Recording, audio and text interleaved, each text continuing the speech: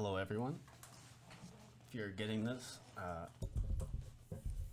thank you. Struggle bus is real for sure. All right. Thank you, everyone, for tuning back in. This is Since Then podcast. This is going to be episode number 3. I got here John Walsh, one of my most well-respected individuals, well-rounded individual, practical, hardy, all of the good things. One of my personal longtime friends I haven't seen in 6 years, apparently. So yeah, John, I'm gonna let you take it from there. Give yourself an introduction. I grew up in East Atlanta. Get a little closer, bro. I grew up in East Atlanta. Now here I sit. East Atlanta, born and raised. Yeah. East Side. Scrawl. I heard the East Side is always the most disparaged of all 4 quadrants because it's always the economic district. So they pour disproportionate chemicals and disimpoverished individuals to those sides. Well, it ain't rich, so I would assume so. So it's not the best part of town. Okay. Unless Unless you're you're like crack cocaine and hookers, in which case it's the best part of town. Best part of town. Beautiful. So, Best part. All right, man. So my first question to you is, how long has it been? 6 years? Since what? Since you got out? No, I got out in 2000 and.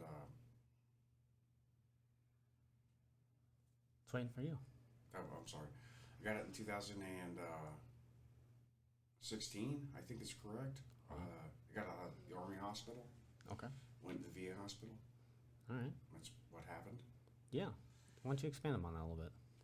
I was wounded in 2013, and the Army had a just repeated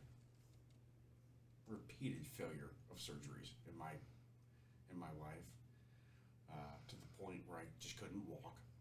I remember that. Yep. Cane bound? Cane and brace, man. And when I got out, I was on crutches. So I got my second surgery in the Army, and I think 2015, I think it's correct, at Fort Gordon, which is where my first surgery was as well. They were trying to reconstruct my leg. Specialists? Like specialty individuals, like for reconstructive, or just...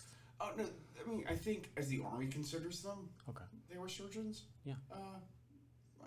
Maybe not so much at my end. That's the repeated Can surgeries. I name names, or? I personally would not, I'm not a lawyer, but as a person who is legal intelligence, I would not drop any names. You could just say individual 1, individual 2. That's why I asked. Yeah. Obviously, the surgeries are so much of a success that eventually the VA cut my leg off. As a result of all of those successful surgeries from the Army surgeons. What initially happened to your leg? I was an i.e.d. It was like September. It was like September 4th of 2013. First deployment? Yep. And Afghanistan? Yep, Afghanistan. I can tell you. I guess I know where I was. I can tell you the crossroads. It was a T intersection. We were in Ocean Bay, Afghanistan, in the Logar Province. Man, and what I remember, we were doing a screen line patrol that day because soldiers are less expensive than trucks. So what we were doing is like they were trying to clear. What the fuck was the name of that goddamn? It was the only paved road in that fucking province. Was it? Was it Route 1? Yeah, but it was called something. Was it Route Triumph or what? No, Route Triumph. Stupid name. Yeah, No, what you're talking about. Some fucking Anyways. some dumb shit. The road doesn't matter. It was our name. It was a colonial name. And so we're moving. So what you do is with screen line patrol, like you move south and north, or south and west, and so you're in front of it. You're trying to look for the wires. You're trying to look for like complex ambushes. And remember, we'd kind of been in firefights that entire guy. Not like big ones, like just like a little skirm. Like they shoot at us, we shoot back. It's cool. Like, you're just kind of pushing them back. The problem is, man, it's like at that moment, where the OP was. Like, you had to, like, move between where we were, where the OP is. And they fucking know that, And so, it just gives them a chance to, like, to kind of set up between where you are and where you gotta go. And, fuck, dude, what a goddamn bad day. I remember moving south, and that fucking other crossroads, and fucking just opened up. We just opened up on, dude, I remember we walked into that like fucking idiots. Dude, Jesus Christ, dude, that fucking Afghan got shot next to me. And, yeah, bro. So it was an IED. You got fucked up. Anyways, after that ambush, you had to move south, and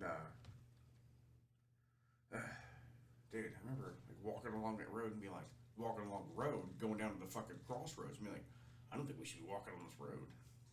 It just doesn't feel right. And this is like the funniest IED story you can ever goddamn hear, where somebody lived. Other than Sergeant Sanders? It's when he goes, yeah. The thing with the lucky ass motherfucker. Thank you, Sergeant Sanders. I love you. I'm glad that you're all intact.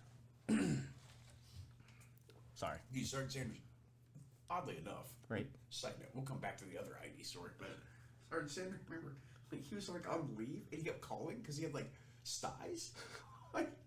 Dude, I don't know what to fucking tell you, man. We're in compress. Go to the goddamn clinic.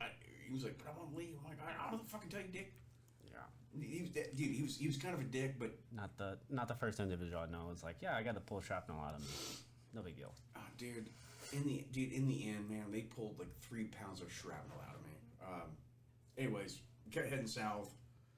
And I remember being like, we're on the road. I don't feel like this is a good idea.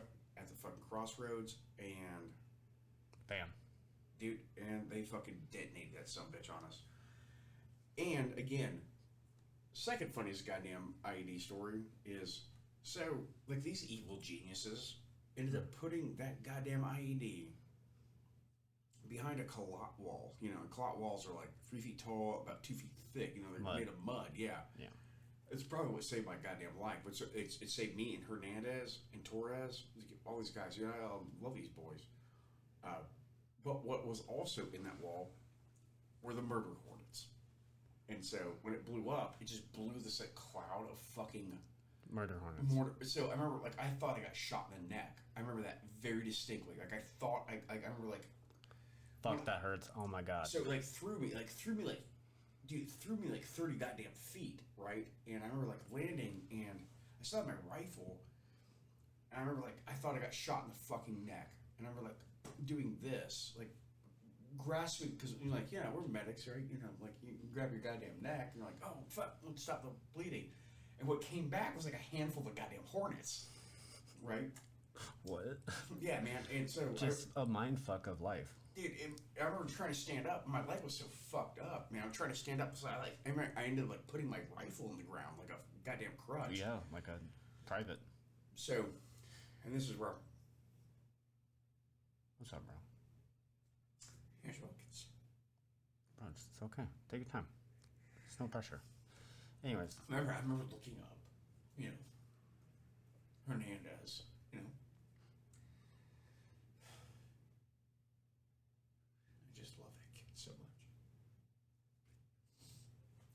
laying in this fucking muddy ditch, wasn't breathing. He was covered with hornets, but the hornets weren't like stinging him. I thought he was dead. Me and Bettencourt, was a sniper.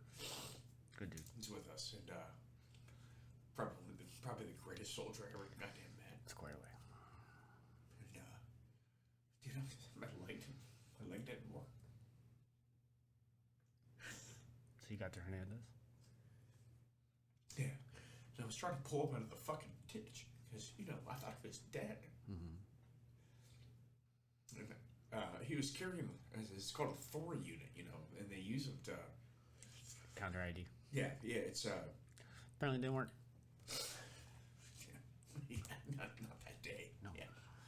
And I remember Betty and I got him out of the ditch. And I gave him like rescue breath, you know, and he started breathing again. And so, and his pants, dude, he didn't get really. I got fucked up pretty good. Like I was all fucked up, and so what you have to do, like you have to like check for internal bleeding. So I had to like finger Hernandez, and that woke him the fuck up. Like it kind of brought him back to like quasi reality, and so I fingered one of my best friends. Good stuff. Yeah, I remember we took away his rifle.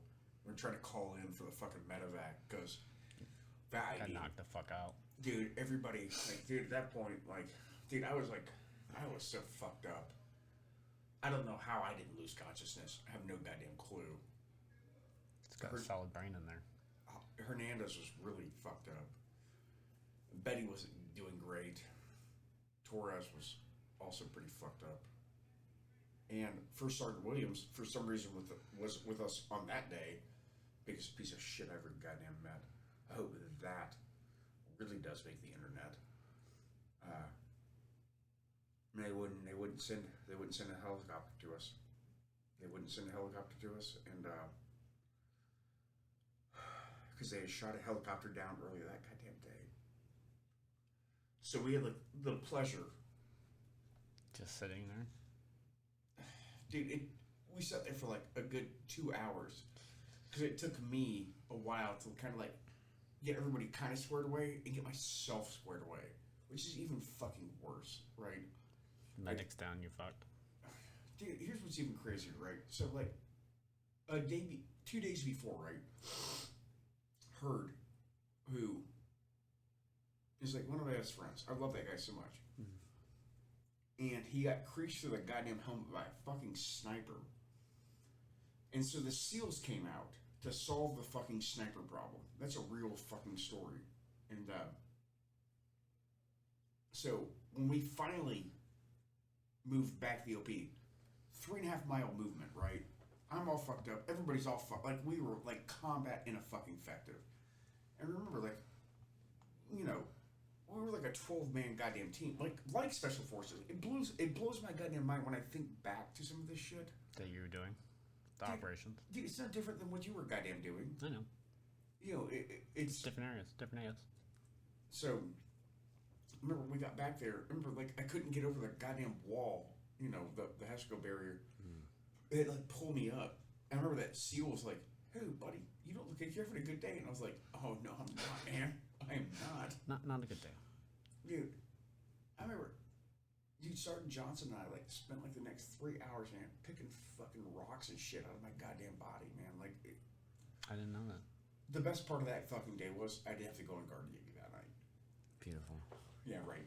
Because you were in a cop, right? No, we were in a fucking OP. Dude, it was like, dude, it was 25 people. I went there one time. I saw you one time. On a goddamn hilltop. On a fucking hilltop. Yeah, living a savage life out there. Now it's in the Taliban hands. Man, do you ever think about that? You know, like everybody, ANCOP, ANA, ANP, everybody you and I both knew, man, dead or Taliban or ISIS. One of the three. It's a sad reality. What makes me sad, man, is that you're a rational person. I'm a rational person, man, and a long enough timeline, man. Like your kids, my kids potentially. We're gonna fight these people again. You think so? I don't think so. I don't think so at all. I don't know, man. I tell you, you know, I got like one less fucking leg and just a lot of goddamn anger. I know you're an angry man. You got a lot to be angry about. You've been fucked. Literally. Figuratively.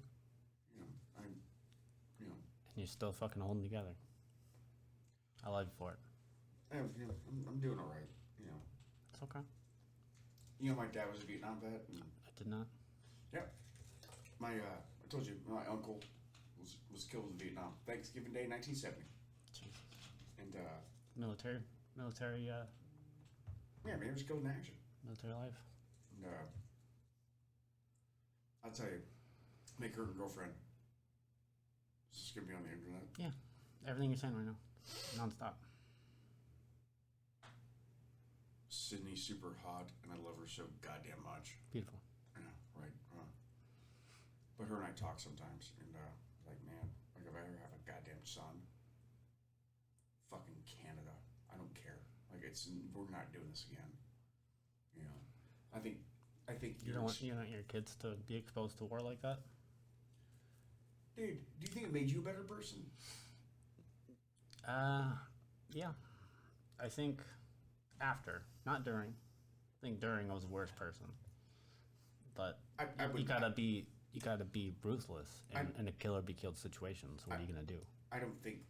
I would say, as far as you go, I don't agree with that at all. You know, I think as I know you, and I knew you to be, you know, you're probably one of the kindest people I've ever goddamn met. Like I really do mean that, man. Like Thank you. You know, I tried, but that's okay. Yeah, man.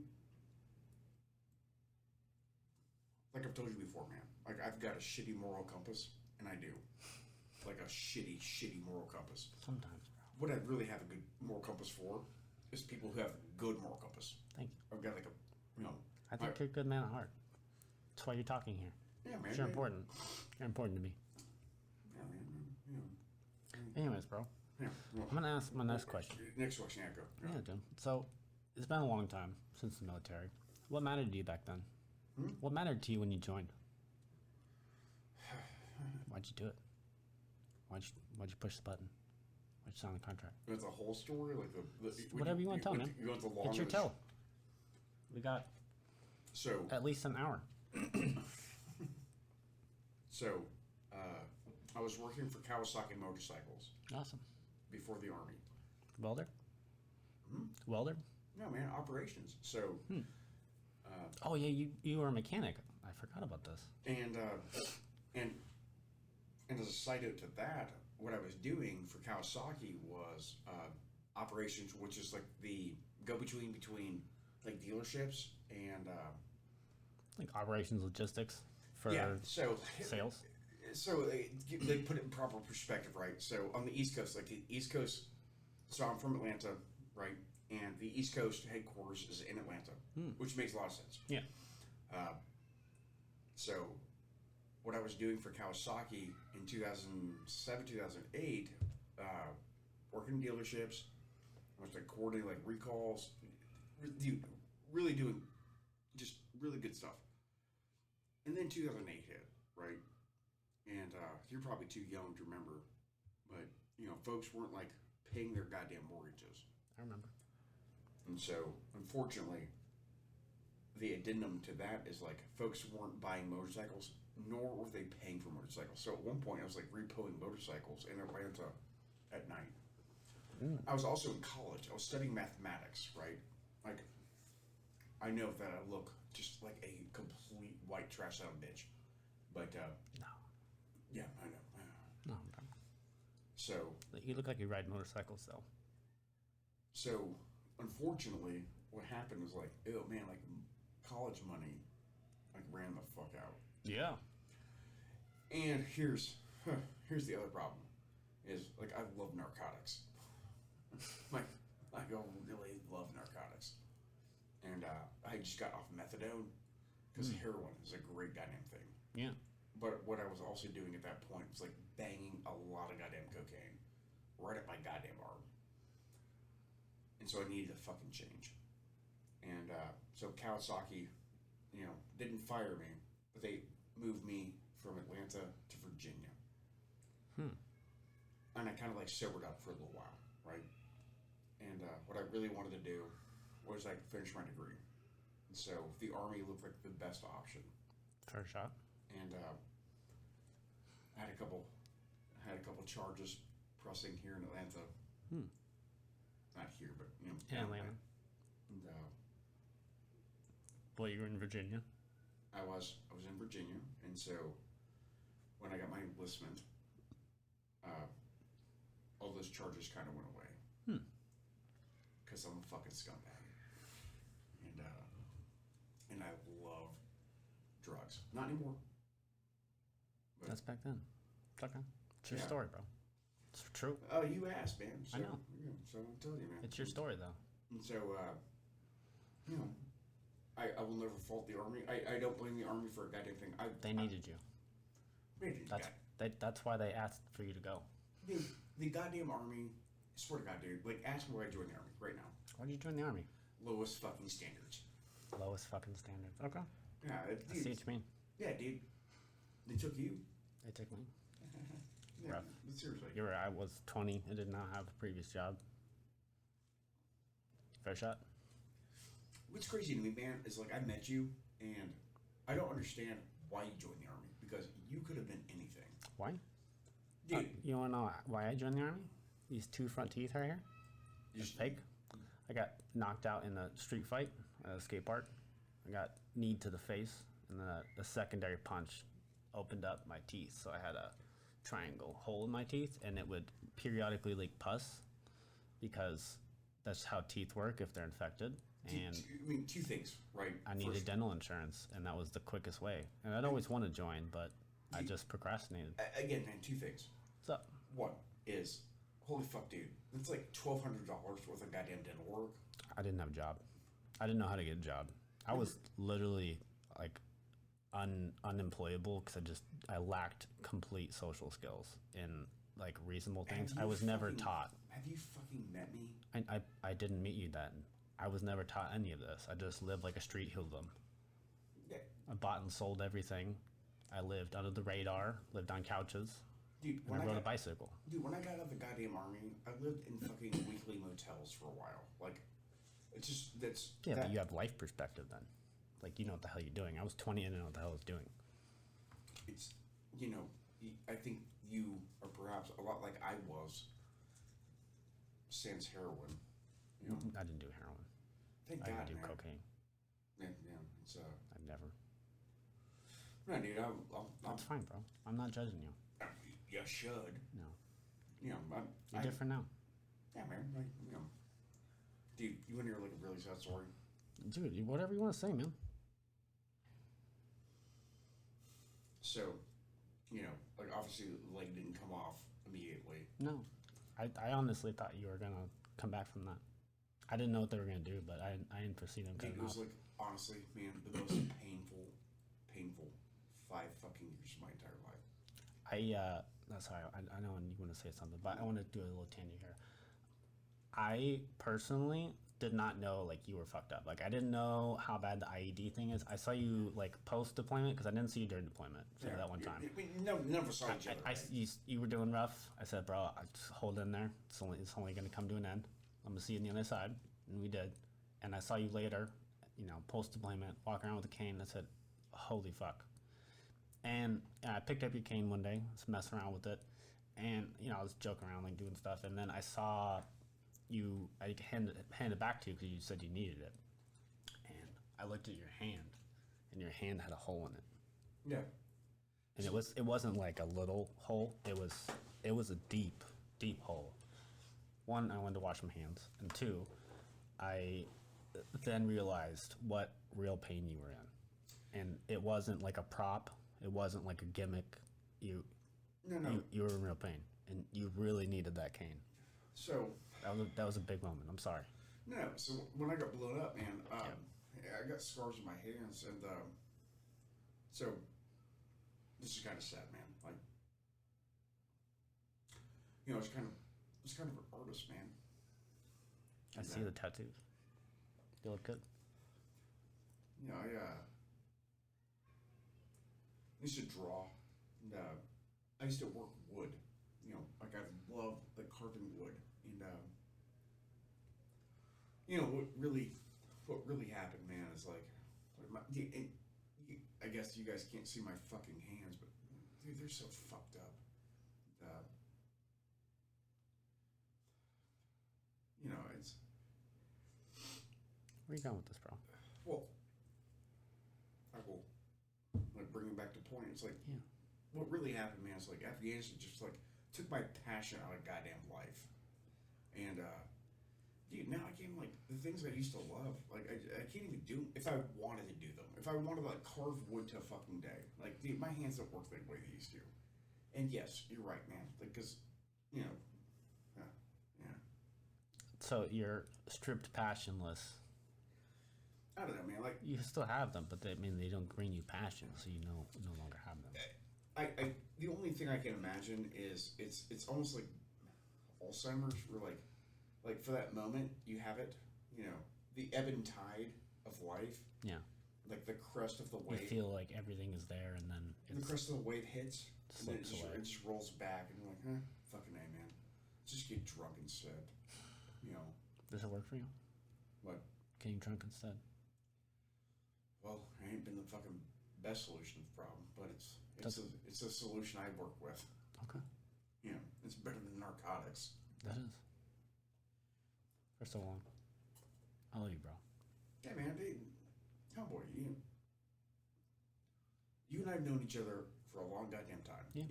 You know, so About 10 years. a fucking decade, and you know, dude, I don't honestly know how you're doing so goddamn good. I'm not doing bad, but you know, like I know how to, like, shut my eyes, put my head down, and, like, make money. I can do that. It's easy, bro. It's hard to work on yourself. It's hard to work on the things that are hard, that they're out of your scope. You know, like, people say, like, they hate people. I don't hate people at all. No. What I do know about myself is I don't get along with people. Like, I'm just better not being around them. Is it because of you or them? Dude, it's all me, man. Depends on the person, in my opinion, but some people are completely unreasonable and should never be talked to. Like Taliban. Just hating. All you Taliban watchers. You know, the Taliban spams my comments. They say Zinbad Taliban. You know what that means? Forever live Taliban. Yeah, I know. And, Okay. Just spam it. All the time. So when we were overseas and we took detainees, everybody feels bad about certain things. I don't feel bad about some things. We take detainees, and 2 days later we, like, find them in a fucking ditch. We didn't do that. No? Taliban did. On the record, you know, hey. I've never seen, honestly, in my personal opinion, I've never seen any of our soldiers mistreat anybody. I have never seen that. That's just my personal experience. My dudes never would lay a hand on someone. Well, I mean, we've had combat experience, but, like, that's different than anything else. Now, yeah, man. everyone has their own experience, man. Like, you don't have to speak on it, but Yeah, me neither, buddy. Me neither. okay. But I will say this. Remember, we took detainees, and we weren't allowed to keep them.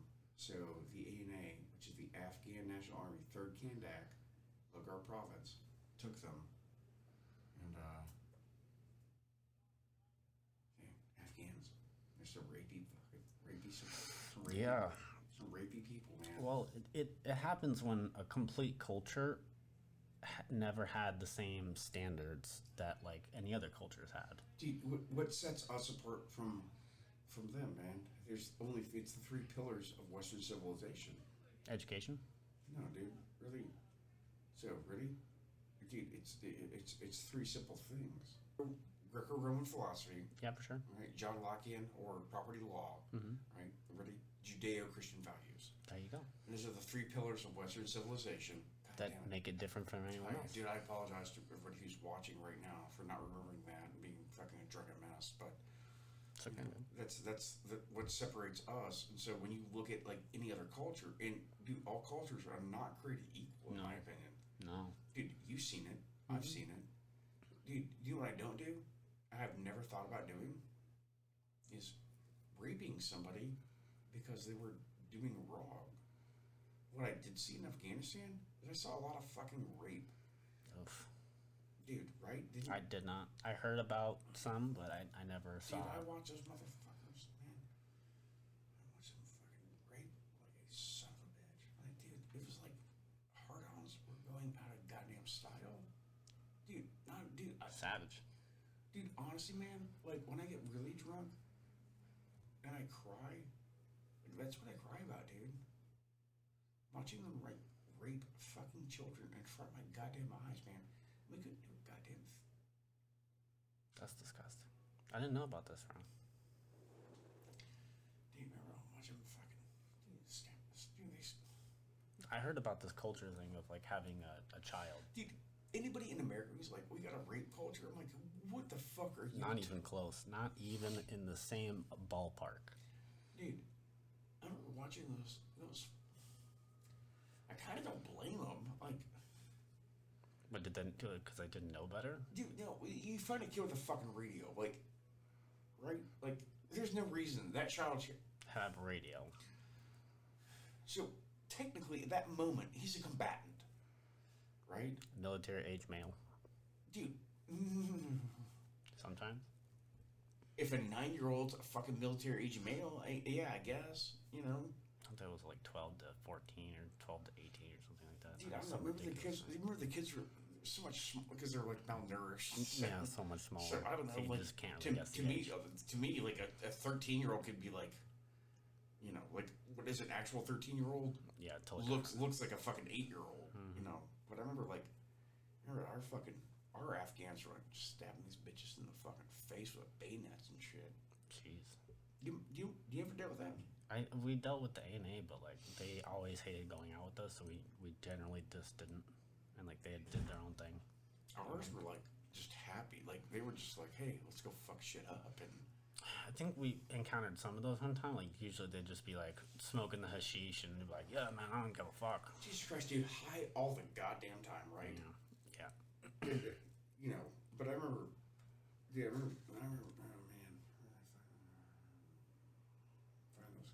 Anyways, man, what matters to you now?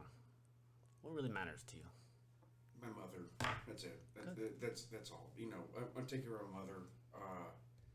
You know, I think she's been through enough. I mean, you know, given like my piece of shit lifestyle before the Army, like I like to think like I'm kind of making good on a lot of shit from the past, man. Right. Okay. So you know, again, man. Hey, like, let's reiterate this. You know, Army. You know, it's a good stepping stone. You know, I think you'll agree with that. Yeah, you know? it's really good stepping stone. Dude, you know, again, like I told you, man. Like this is no joke, dude. I'm studying economics right now. I'm at fucking Harvard critter. Harvard Extension School. You can get in. Everybody can get in. Look it up. Hey, man, you still going to Harvard? Dude, I'm poor fucking white trash from East fucking Atlanta. I've been stabbed goddamn 4 fucking times. Jesus, bro. Dude. Different occasions, I hope. Not once. No, not one. So the first time I got stabbed like probably 5 times, but I just felt like, come on. You know, that dude really wanted me dead. But I lived, so. Yeah, you did. God damn, bro. What they say, you soldiered on. Charlie Mike, as we say. Continuation. But the last time, man, I got stabbed in. So when I got to the Army, I met a guy at a bar. Good story. Yeah, here we go. Right. Can only get better. You know, totally. The Brockett Lounge in, I think that's fucking Decatur or maybe Tucker, Georgia. Oh. She's doing that. Oh, yeah. Out the way. Anybody who watches this should look this shit up. I hope so. And the Brockett Lounge, I'll tell you. Link and blow. It's the most stabbiest place I've ever fucking been. So, therefore. So here's what I was doing, right? So when I got in the Army, and I still had my leg when I got in the Army. I remember I had the fucking big old brace. I was walking on the cane. Mm-hmm. But you know, you met me. Yeah. I love a good drink. Yeah. And you have also met me. And what I'm willing to do is walk into anything with a goddamn hand, like with a rifle. So this dude I met, man, he was like a fucking bookie. His name was Earl. So we're sitting in this black bar. I'm like a white guy sitting in this black bar in fucking East Atlanta. And He was like, that dude owes me money. He like pointed out in the fucking bar. I was like, how much he owe you? And he was like, man, it owes me like $1,000. I was like, do you want it? I was like, what's my cut if I go get it? And he's like, I'll give you $100. I'm like, done. And so what I 10%, did, right?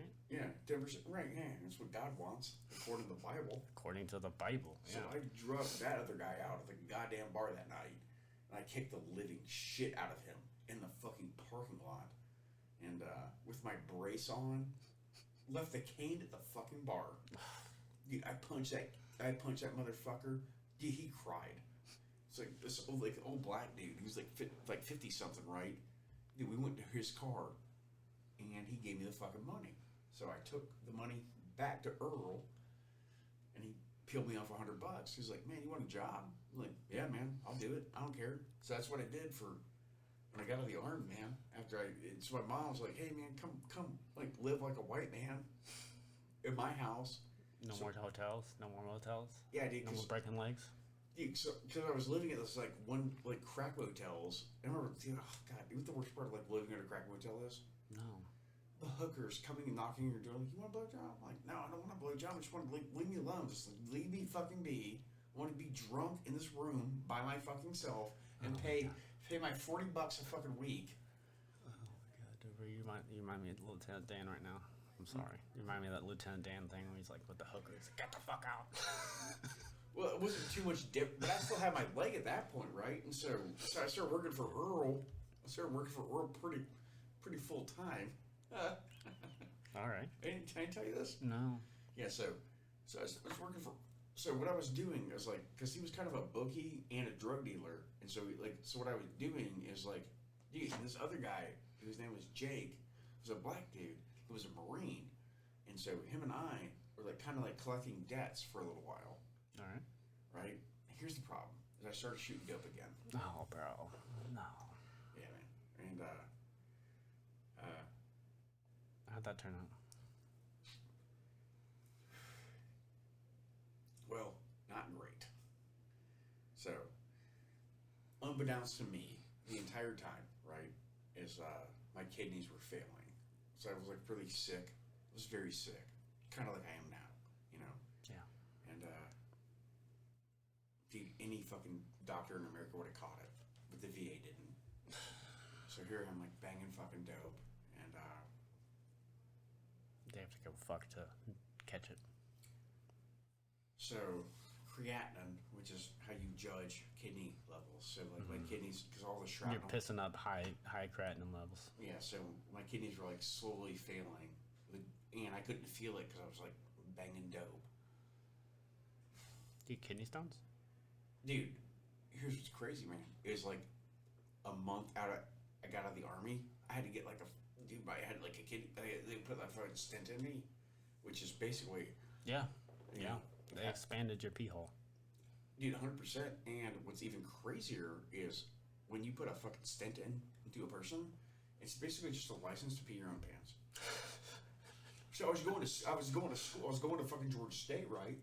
And I was like, so when I got out of the army, like I got all these tests, and turns out like I'm not dumb, and so I got put into the critical language program. So I was studying Russian. Like, no joke, man. This is a real thing. Yeah, ready? Right. Let's hear that KGB. Hmm? Let's hear that KGB. Yeah. Yeah, dude. I'm studying Russian. I can read it. That's fair, dude. I don't know what the fuck's going on there. It just looked aggro. Yeah. Jean? Hmm? Futbolka. Jordan. Hmm. That's Russian for my name is John. You have a green shirt. Wow. Yeah, totally. That's about all I can do. That's great. That's what I can do. I just wanted to fuck Russian bitches, but Yeah, man. unfortunately, Pornhub way ahead of me on this one. Yeah. They're not the only fans anymore. They're discontinuing that. So that's what I was doing when I first got out, and I was in the wheelchair when I first got out of the army, and then like it got strong. I was working for Earl, for Earl, and I got stabbed again. Dude, I got stabbed at that goddamn... That same bar? Brockett Lounge. Yeah, man. I got stabbed at the fucking Brockett Lounge, and Oh, the guy you're beating up? well, I got the fucking money, man. But I remember like going home that night, and so like what I had to do is, oh my god, dude, I took my shirt off and like had to wrap it around my goddamn arm. I went home to my goddamn mother. And that poor fucking woman. What a beautiful lady. Second time I've done this to her, and so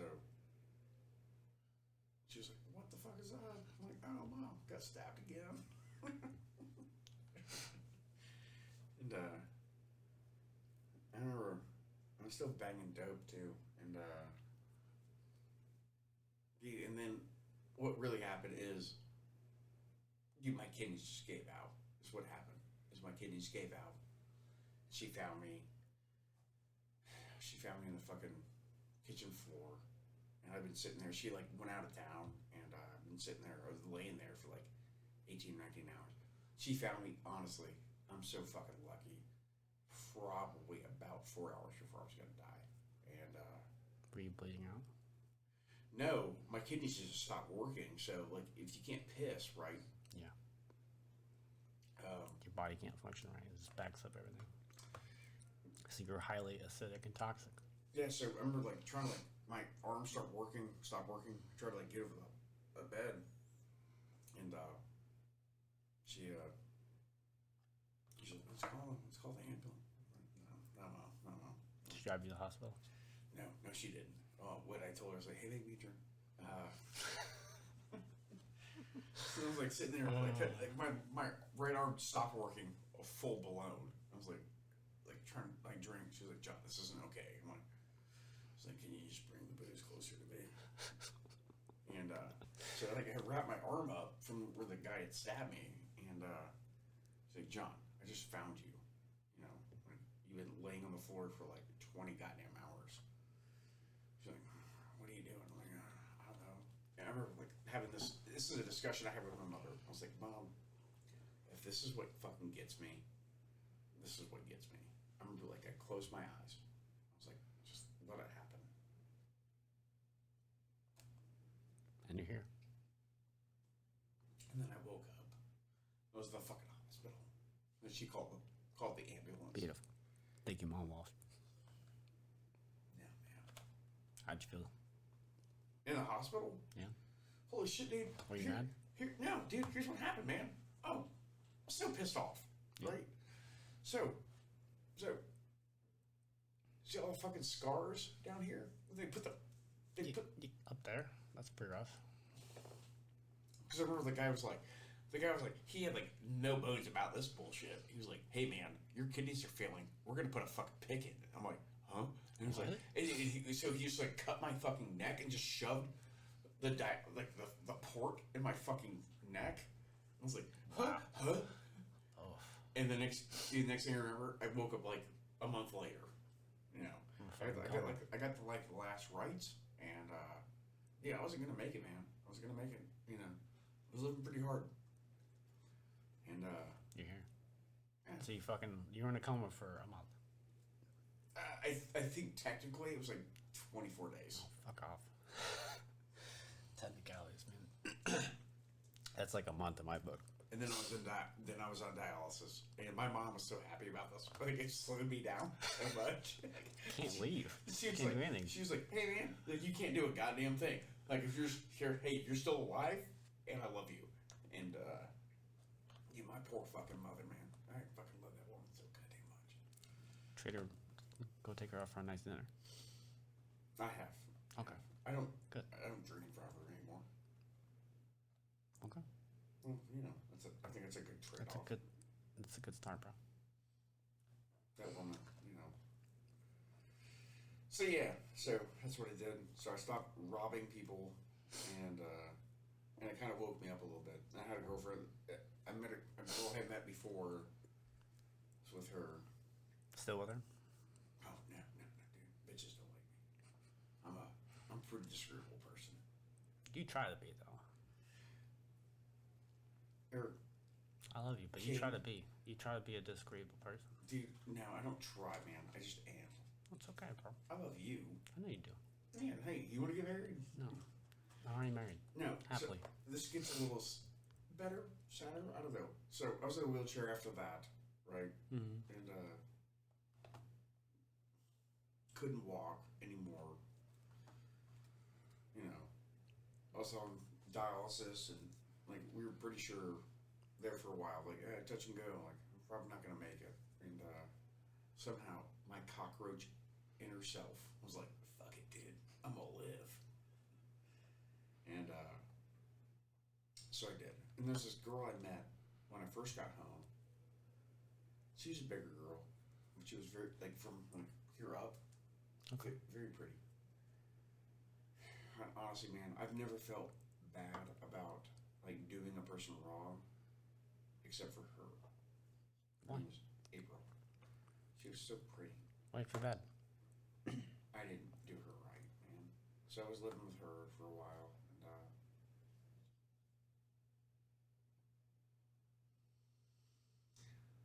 so what had happened was, so I started banging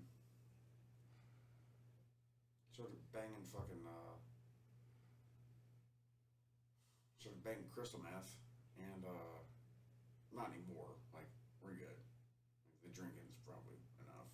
Like, This is after dialysis? oh yeah, dude. Like, So you recovered from dialysis? I did. I recovered from I got my kid kind of like they're not great, but I probably shouldn't smoke or drink. But you know, they cut my leg off. I just felt so bad about that, man. Like They put you down? Mhm. You feel differently after they cut your leg off? Dude, have you ever approached a toilet and been like, "This scares me"? Yeah.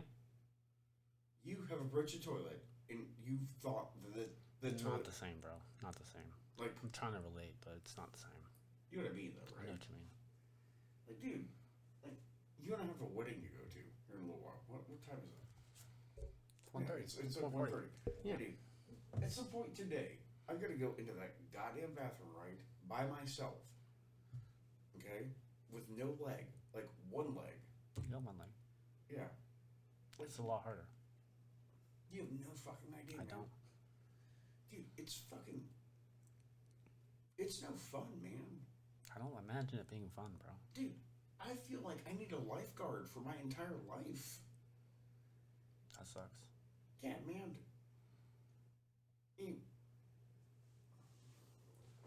You asked me last night, like, what do you carry an ice pick in your fucking leg? You know, like, dude, because I feel that fucking unsafe. The fact that I drove up here from Atlanta without a goddamn firearm is fucking amazing. I know what you mean.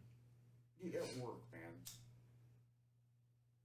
Do you feel like you're vulnerable now? Is that why? You feel really vulnerable with that leg? Dude. Do what I can't do? I can't run away from danger, and I can't run to safety. I can't run. You're a fighter, though. You've always been. Yeah, dude. So, again, like this time last year, man, I got that fucking... Yeah. I got the fucking plates in my face now. Yeah. I stabbed that motherfucker. You know, dude, fucking Bobby. He was there with me. Dude, you want to talk about a fucking mess? Like a fucking real, legitimate mess. Dude, Bobby had to, like, go home.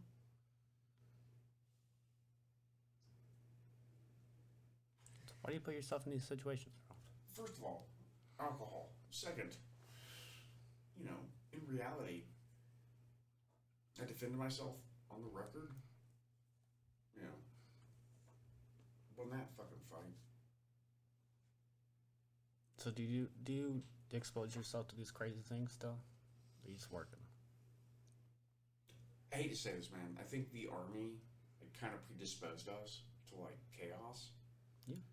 And to a certain extent, like, dude, I have no fucking fingernails left. Like, you can see it, dude. Mm-hmm. It's sad. And,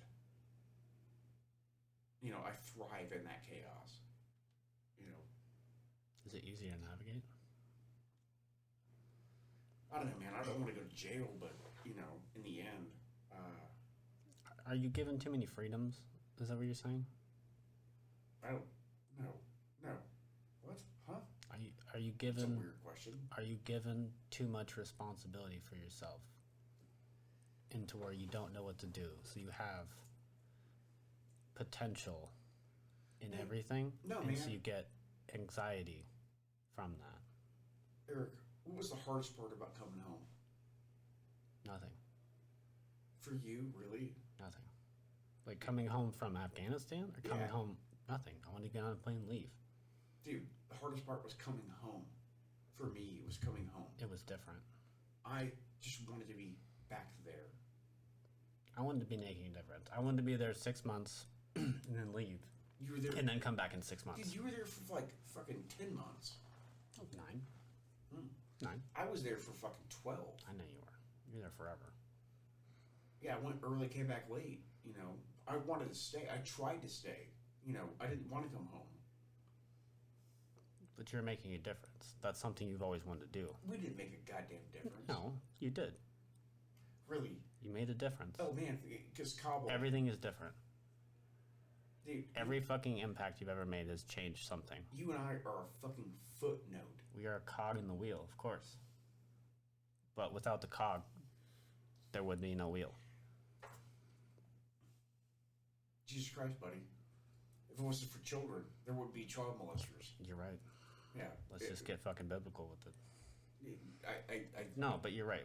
In the grand scheme of things, it really doesn't seem like we did shit. But it doesn't matter. We didn't. You know, what failed us was not Afghanistan. Afghanistan did not fail us. What failed us was a political system that looks at you and I as just Cogs in the wheel. another round in the fucking chamber. Yeah. Dude, I'll tell you right now, when I got back, man, Jesus Christ, hey, NSA, don't fuck with me, but dude, I had a bone to pick with this fucking government.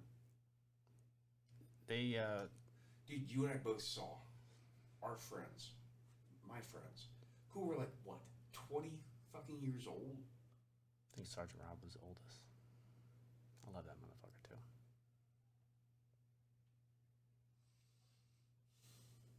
Sorry, bro.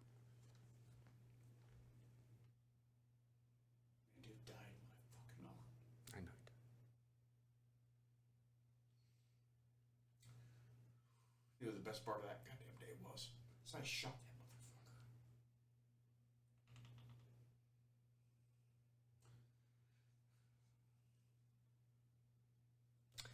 Rob's in a better place.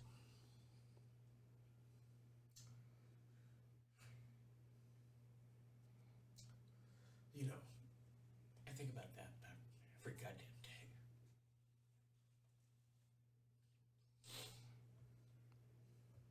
You know, the army didn't even, like,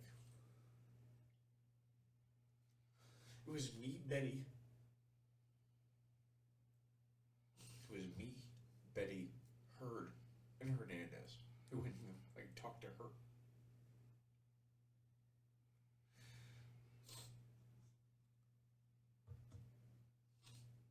People think they have a bad day.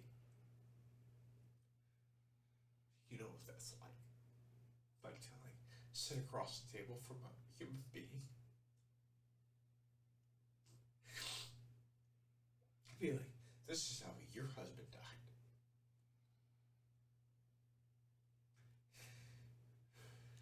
It makes me so angry. Would you rather have been from someone she doesn't know and doesn't trust and doesn't No, respect her husband? No, because what I told her were the fucking facts. I agree. I'm glad you were there. She needed to hear the truth. Dude, he went down like Hero.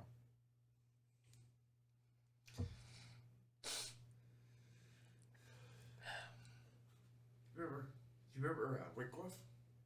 Who? Wycliffe? I never actually met him. Never? I was on an extra dude with it, so they got my D1. Because I'm fucking champion. Dude, that kid, man. You know, he was technically a legal immigrant. Did you know that? No. Yeah, so they were from Venezuela, and his dad carried him like, all the way on his back, like into Texas. What? I didn't know any of this. That's fucking crazy. That's not like a quick fucking journey. Remember that kid? That kid got blown. Dude, got blown in fucking half, man.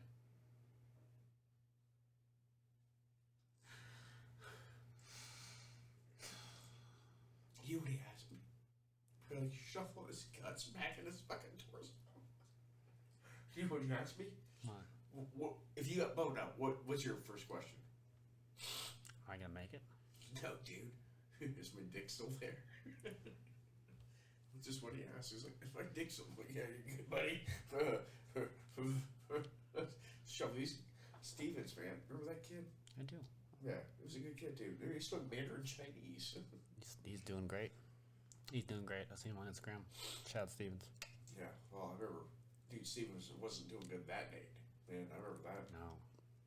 You know, But he's a squared away motherfucker. I think I was pretty squared away, but, you know, again, I'm not doing horrible, but... No, bro, you had... I looked up to you medically. I mean, you're proficient. You know exactly what the fuck's going on. You had the ear of everybody. You were in the know. I just gave a shit, man. You gave 2 fucks. You didn't give 1. You gave 2 fucks. And I appreciate that about you. And you looked out for me. Gave a shit about all you kids. You know, it's, I think coming home, looking back, I just see how unfair a lot of it was. And I mean, unfucking fair. To who? Dude. Do you ever look in the eyes of, like, you ever Morales? Like my Morales? Mm-hmm. You ever see him? You know he's been to prison? No. Yeah, dude. That motherfucker.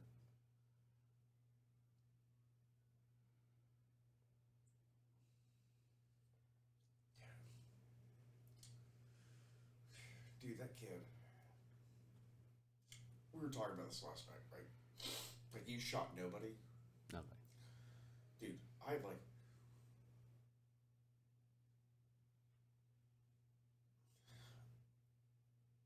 I don't know, because I guess we're on camera. Dude, dude. I didn't have the opportunity, honestly. It was not my thing. Like, my people were doing their jobs, and my job was to be there for my people. Well, your platoon was way bigger than mine, and we were doing a very different job. Very different mission, very different outcome. Yeah. So, I did my thing, and I wasn't shy. I knew what I was doing. I just didn't need to. dude, some of the stuff we ended up having. Goddamn, man, some of the stuff we ended up fucking do. You know, Sergeant Johnson, who was like my fucking hero. Sergeant Johnson, Sergeant Gutierrez, Sergeant Rios, Sergeant Adrian. Like, these are my fucking heroes, my personal heroes, who I just love. And Sergeant Johnson, and who's like Special Forces now. Dude, and Sergeant Adrian, he Squared away. Solid leader. I want to ask, what's your perspective, man? Do you feel... How do you feel about it? How do you feel about your Army experience, man? Let's give a little wrap up.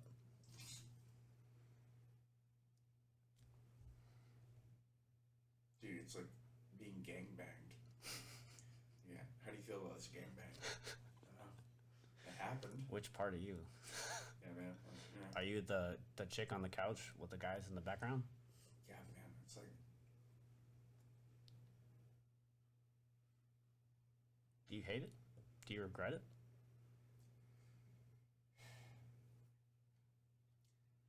I'm not so proud of much what I did. I'm very proud of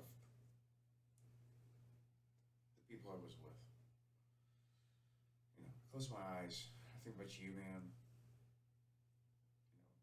You know, a guy that I genuinely respect and love. You know, I don't think that I did anything significant, but Why, bro? what? You were there for your people. You helped your people out. Who the fuck was going to be there if you weren't? You were meant to do that. In the end, if I was gonna like sum it up, like one sentence, right? Lost a leg, girlfriend left me. Now I'm afraid of fireworks. Damn. I love you, buddy. I love you. I love you to death. And I don't think you sing yourself enough praises. That's okay, man. And I don't need to. Thank you. And the worst thing that ever happened was like under personal violence, it became very mundane to me. So now, in the event like I have an argument, like oh, I'll just fuck you up.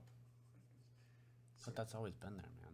The potential to become inhuman, to revert back to a different state, a primal state. I disagree. It's not inhuman.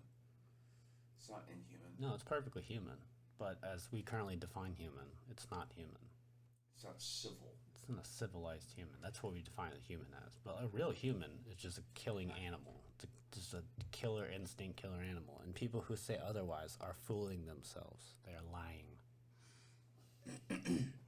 You may have been bred down the generation to where you are pro-peace and don't really consider yourself an animal. But if it came down to it and you were hungry, you had a family, you're going to kill. You're going to kill something. See, okay, so here we go, right? So this comes down to philosophy, right? Always. And in the end, like I'm studying economics, which was a philosophy, or is a philosophy, was born in 1789. You know, Wealth of Nations, Adam Smith. So maybe, Keynesian economics. what? It's Keynesian economics. Well, no, Keynesian economics came later from. Keynesian economics came as a product of World War II. So, Adam Smith, Wealth of Nations, which is technically, I guess, if you want to get down to economic arguments, it's more like Austrian School of Economics or Chicago School of Economics, which is more capitalism, but that's cool. You know, still love economics.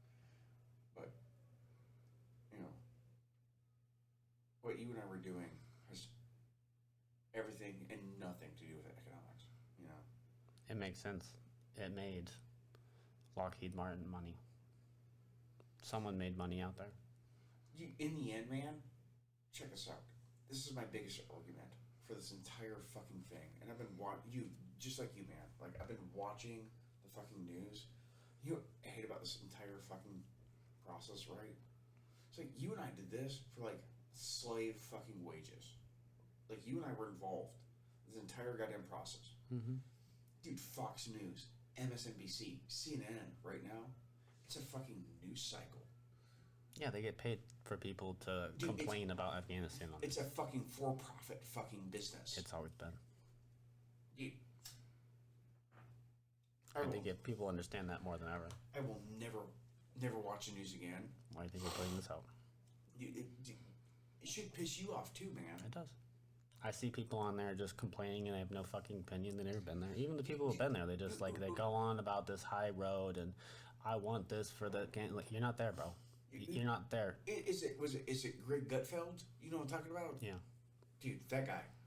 Those assholes. Like, never. Dude, never again. Like, never. Like, you can, like, sit back and armchair quarterback this entire goddamn thing. And in the end, man, you're looking for viewership. What I know to be is actual human goddamn lives. Mm-hmm. Again, man, I said this before, and I'll say it again, dude. Like, everybody, you and I, A&A, INCOP, AMP, dude, they're all fucking dead. You realize that, don't you? Dead, ISIS, or Taliban. Dude, they're done. It's it. Dude, I feel like 3rd INCOP out of fucking Logar Province, which was, like, probably the most kinetic province, at least. One of. Dude. Helmand, ours, and then... Like Ghazni or Wardak? Dude, fucking Logar was called the fucking gates of jihad. Do you know that? I think I remember that. Dude, it was called the gates of fucking jihad. Historically, man. It's interesting. It was a very big bowl. It looked like rain, like a large amount of rain had come and just washed dirt and piled up in this giant valley. And then eventually the rain is going to come away and push all of that dirt back out. Dude, we had the M79. There's only 2 paved roads in the entire goddamn country. Yep. There's the M01 and the M79, both of which converged in the fucking Logar goddamn valley. The idea that men and munitions were going to pass through that fucking, I don't know, weirdness strategy, but it doesn't matter. So, I remember. It happened. Yeah, dude. For a period of time. It was worth it for somebody. Worth it for you, man? Are you No. happy? Are you happy with the results? Am I happy with the results of Afghanistan? No. But I didn't expect much from Afghanistan to get with. Like, I remember watching this and I was like, why the fuck are we there? We're here for the guy in the cave? Really? Interesting. I'll tell you, but I'm not going to lie to you, homeboy. You know, if I could have those years, my fucking leg back, my leg. Dude, you know. Would you change something? Yeah, man. You change anything for your leg?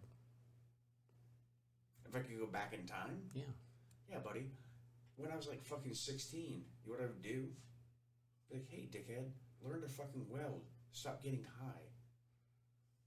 You know? But you don't know that. You didn't know that until you experienced it. That's how life is. It's good to want to go back. It means you strive for something better in life. It's never too late to change.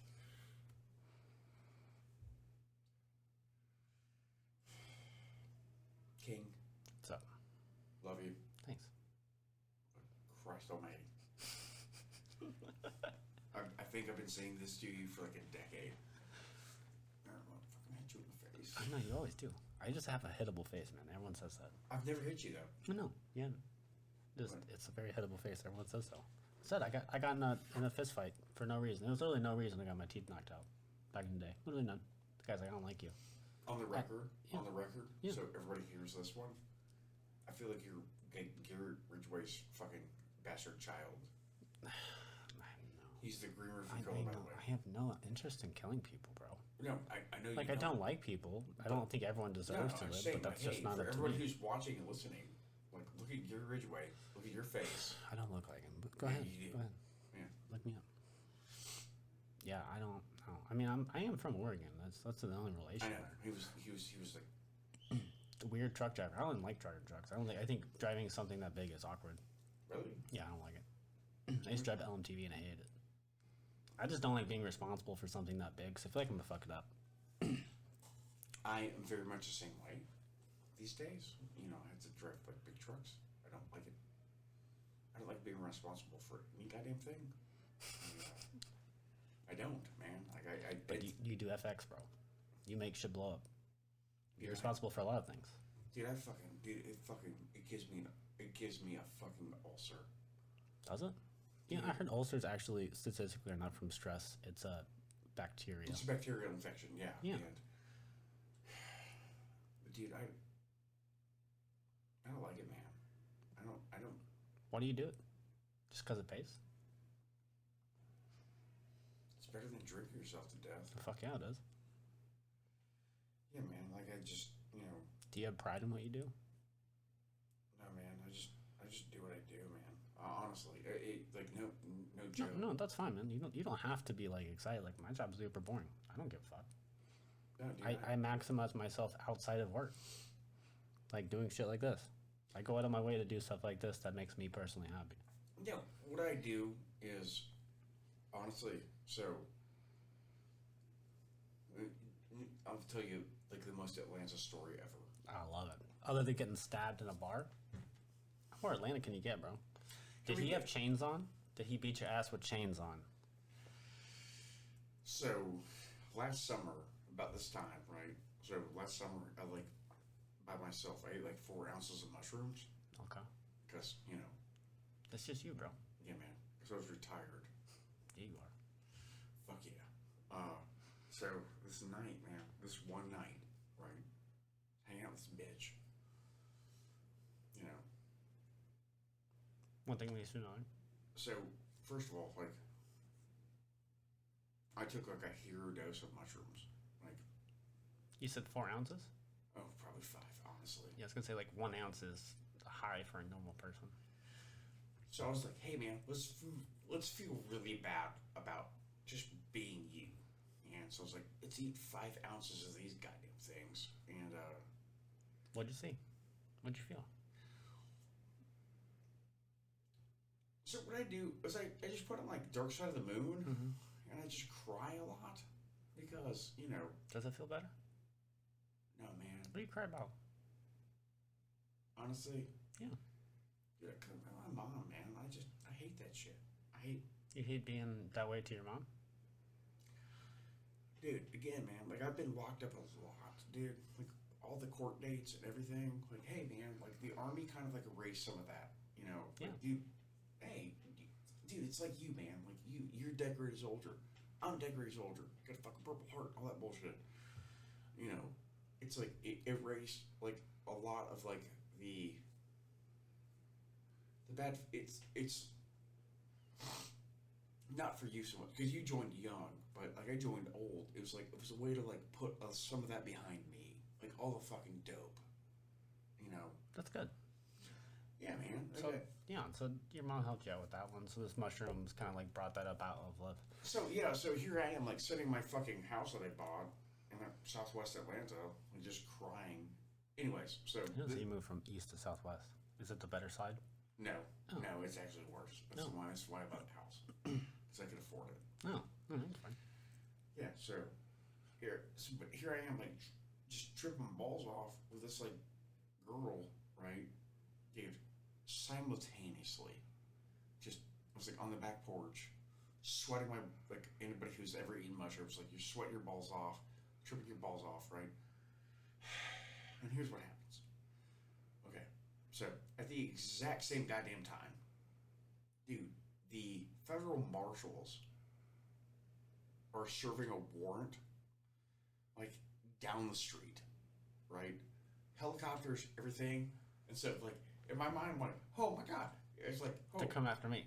oh, am I imagining this? Or is it actually happening? But it was actually happening. I remember like pushing her into the fucking house, getting the fucking shotgun back out. I'm like, okay, here we go. Like in my mind I'm like, oh, I gotta shoot somebody. It's see what I mean? It's like it's such a strange way of looking at things. Like in my mind, and bring it around a point of like, no, like in my mind, every fucking time it's like, I'm gonna shoot somebody. Now it's time to fucking kill. That's how it goes now. Really? Do you feel that way because of the environment you're currently in? Because it's more reminiscent of what you grew up in, and that's that same mentality, or you just have that ability now, like you have that. I have that switch I want to hit. Honestly, I think you hit a really poignant idea, which is like, no, like now the barrier, it's like that wax seal between like, do you kill, do you not kill? Now in my life, I'm like, oh, buddy, I've done it before. I'll do it again. It makes no difference to me. And here's what's even fucking worse, man. It's like the perfect storm of like bad goddamn things. Because I've already been inside. Like I've been in the fucking joint. I've been in fucking jail. So here's what happens. It's like I'm walking around. I'm like, I will kill you, and I'll go inside. I don't care. It's fucking stupid, right? I'm gonna ask you a question, man. I hear this. You have the ability to kill, no doubt. Why would you use it? Why would you use it? Like, what's a reason you would kill? In my mind, do you have like a list? Of people? No, of reasons you would for kill. Yeah, I do. All right. Is it reasonable? Is it rational? No. You if you said to someone out loud, no, this is the only circumstances I would kill. I'm glad you asked that. Here's my retort.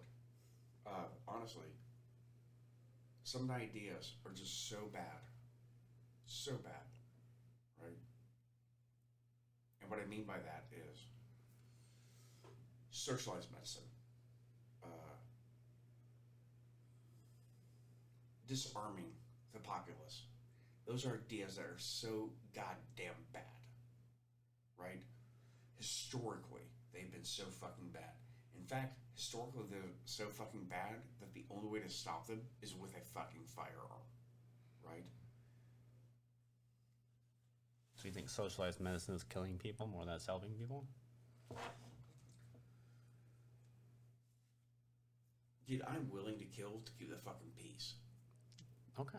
So you're like, what the fuck was his name? Is it FDR? He's like, don't do something, carry a big stick. No, that was not FDR. Who the fuck am I thinking of? Theodore Roosevelt. Yeah, why do I think that FDR? But I was saying that. But that was foreign policy, which is technically. Oh my god, man. Okay. But I mean, is that not how you feel though?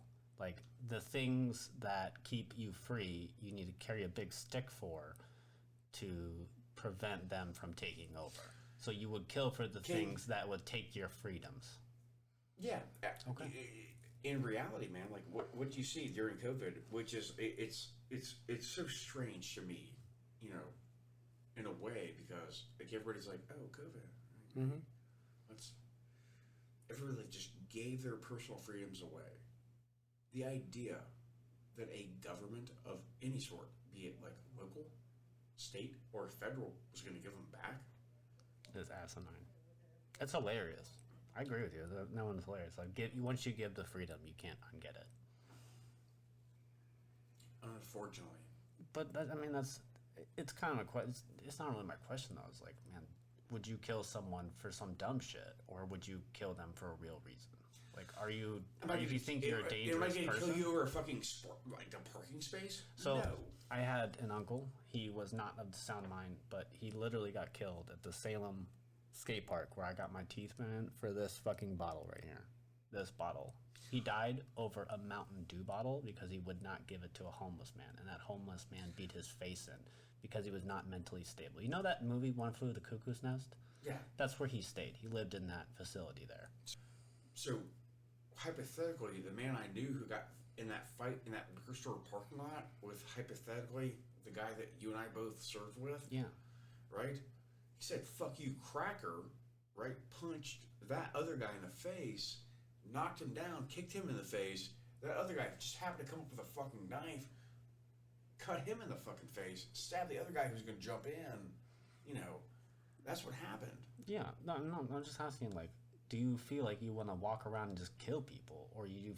Okay, no, dude, that was my question, bro. So again... Like, you say you have all this anger and this, like, I want to kill, but, like... I want to know, bro. Like, do you feel dangerous? I don't feel dangerous, bro. I know I can be dangerous, but I don't feel dangerous. That's why I'm asking you, bro. I want to know. Honestly? Yeah. Yeah. Dude, I honestly do sometimes. I feel like, again, like everybody walks around like, I hate people. Like, I don't hate people. I just know, like, I'm not good around them. That's fine, man. I know what people can become. And that's why I have a healthy fear of people specifically. And here's what's crazy to me, right? Like I know me, right? This is why I don't leave. Like, I don't leave the house. I go to work, come home, and I'm good. I don't really leave the house a lot, you know, because in my mind, like, you got a fucking problem, because I can fucking solve that goddamn problem real quick. You know? Man, you're a peacemaker. Yeah. Have you seen the? Goddamn, what the fuck is that new movie? That was a good movie. This guy's name was Peacemaker. New Justice, Justice League. Whatever it is, the new one. This guy's it was. God, what the hell is his name? John Cena. John Cena was the Peacemaker. He ended up like smashing this guy's face in, bringing the peace. Again, man, I told you. So, since I've been home, despite the surgeries, the fucking lost leg, in the last 3 years of my entire life, I've been in more fucking fistfights than I've ever been in my entire goddamn life. Dude, let's say something. Dude, because I've been in like a lot of fistfights before. Like, dude, just one. It's like I've been like a landmine of violence. It's honestly, it's not even okay sometimes. Like, maybe not so much anymore. Bro, you got stabbed. When in the fucking history of being okay is stabbed in there?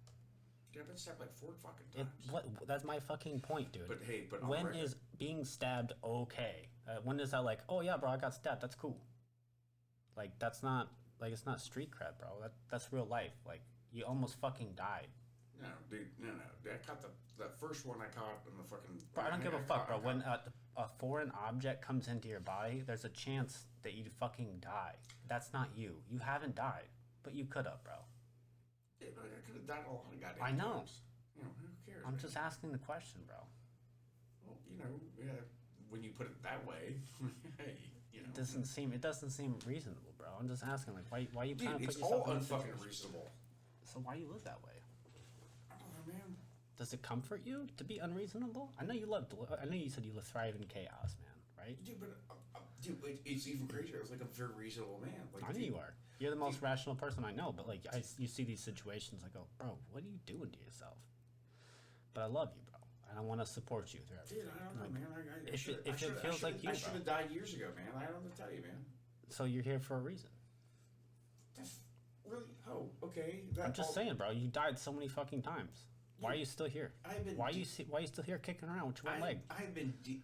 Here, this is no joke, dude. I've been DOA. Ready? My life. Ready? 6 fucking times. Yeah. Dead on fucking arrival. Like, Stabbed 5. 4. 4. Yeah. Jesus. But one time I stabbed myself. I got carfoid. Jesus. Dude, who cares? I do. So I'm asking you, man. Why am I still here? Why are you still here? Because I'm a fucking cockroach, motherfucker. Yeah, but cockroaches have a reason to live, man. They propagate. They want to fucking thrive in their own filth. Check this out. No. Check this out. You know, if a human being touches a cockroach, what they do for the next fucking 2 hours? They clean themselves. That's how dirty they think we are. So it's never. Hey. I mean, it's another person's filth is another person's paradise. Why am I here? Out of there, dude. Why do you want to be here? Because you can't hold your breath by killing yourself. Oh man, you can take a fucking lung out though.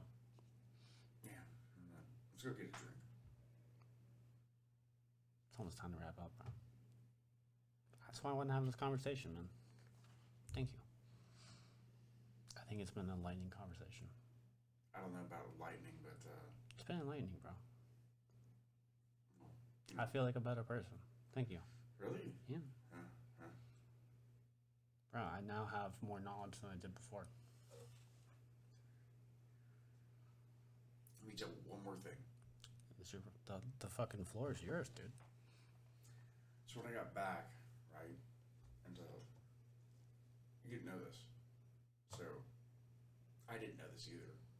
So my dad had cancer. Do you know that? No. So, you know the OP, right? Like we weren't getting mail or news. Nothing. Non-communicado. Dude, we were barely getting fucking fed, and I got back to the States, and I remember the big parade field. Yeah. And what they do, they shouldn't do it like this. They do it because it's exciting. I hate it. I know you're talking about, but I hate it. Yeah, it's chaos, honestly. Like, I release you to your families, and I were like, my mom was like pushing this old guy in a wheelchair, right? When I left, my dad was like a healthy human being, like a mustache, walking around. I remember when I first saw her, I was like, who's that old dude? Right? It was my dad. He had fucking cancer. And he died 41 fucking days later. Did you know that? No. How old are you? 41. And we got back and like what? I was like 30. I think I was like 33 when I got back. Is that right? Yeah. Probably like that.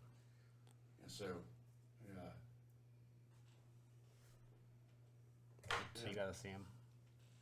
No, we got to make some peace, I was a big piece of shit when I was growing up. And he had respect for me. But in the end, that's what happened. My dad passed. He passed 41 days later. Lung cancer. As I smoke. But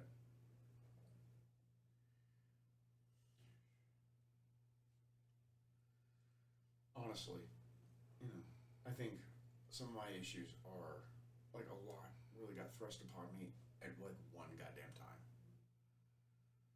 Dude, honestly, Eric, dude, I was, like, shooting fucking people, got fucking wounded, and my dad goddamn died. All within the same fucking year. What would you do? How would you respond? How would I respond? You think? What do you respond to? Like, what is the call? Like, what in those tells you to say something back? Why don't you listen? The universe said something to you. It said, I'm taking things from you, Walsh. Yeah, well, I'll tell you what it made me want to do. What's that? Was just drink? Smoke? Dude, I just wanted to, like, not do it anymore. You and I have friends, man, who killed themselves. Yeah. Since we've been home. We have. Honestly, dude, I forgot about that house at Atlanta, man. I remember, like, sitting on the back porch with a gun in my goddamn mouth. It's a real thing. I didn't do it for my mother. I love that woman so much. You wouldn't want her to find you like that? I wouldn't want anyone to find you like that, bro. I think you deserve better. If she was gone, it'd be different.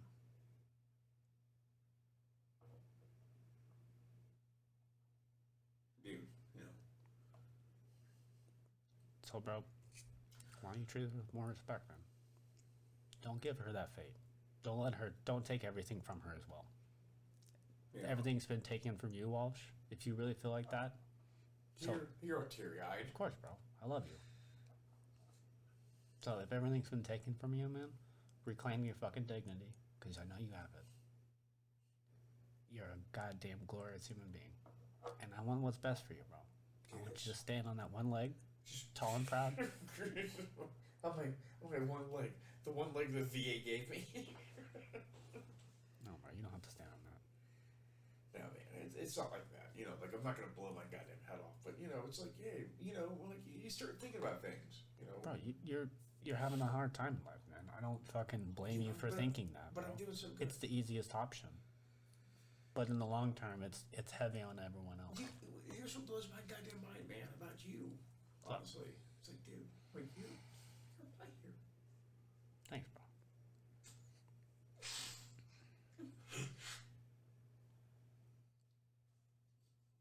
Remember that day when you came back?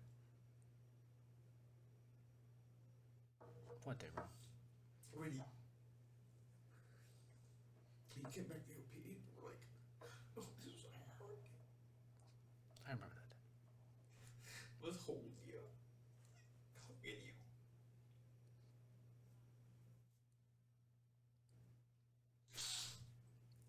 He's your hardcore dude, man. Like, I know. You need a hug. No, you need a hug back then, bro. no, what I need to do is take a piss. I know. That's okay, bro. Rest in peace. Right. We know too many people have lost. Too many fucking people.